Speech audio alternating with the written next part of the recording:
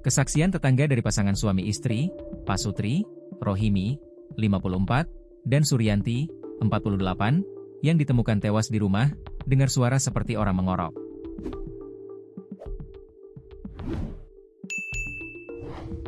Suara tak biasa itu terdengar tetangga korban pada saat malam kejadian dugaan pembunuhan tersebut. Pasutri, Rohimi, dan Suryanti ditemukan tewas bersimbah darah di rumahnya di Weipring, Kecamatan Pugung, Tanggamus, Lampung, pada Minggu, 14 Desember 2025, sekitar pukul 00 waktu Indonesia Barat. Saat ditemukan, keduanya tergeletak berdampingan di lantai dan terlihat banyak luka di tubuh keduanya serta darah yang berceceran di sekitar jasad Pasutri itu.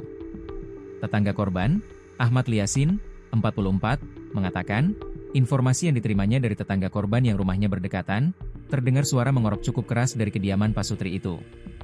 Jadi ada yang dengar, tetangga yang lain, itu ada suara seperti orang mengorok pas dini hari dari dalam rumah korban, kata Ahmad Liasin, saat ditemui di RS Bayangkara, Minggu, 14 Desember 2025. Meski demikian, kata Ahmad Liasin, tidak terdengar ada suara keributan dari dalam rumah korban. Saat dicek di kediaman korban, warga terkejut ketika melihat Pasutri itu telah tergeletak di lantai rumah dalam kondisi bersimbah darah. Diduga, Pasutri yang sehari-harinya menggembala kambing itu, menjadi korban pembunuhan. Saat keluar rumah, Liasin melihat rumah korban sudah ramai didatangi warga.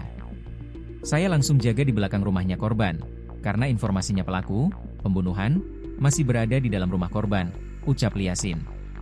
Saat mencari keberadaan pelaku, Liasin mengaku menemukan jejak kaki di belakang rumah korban. Sayangnya, saat ditelusuri, jejak kaki itu menghilang.